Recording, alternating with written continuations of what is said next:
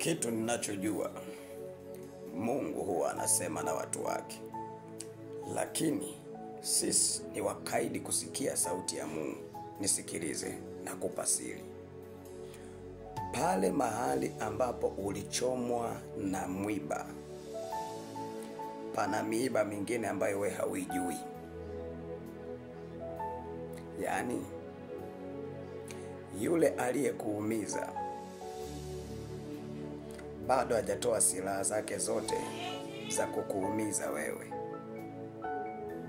Na ndio maana nasema pale ulipochomwa na mwiba pana miiba mingine.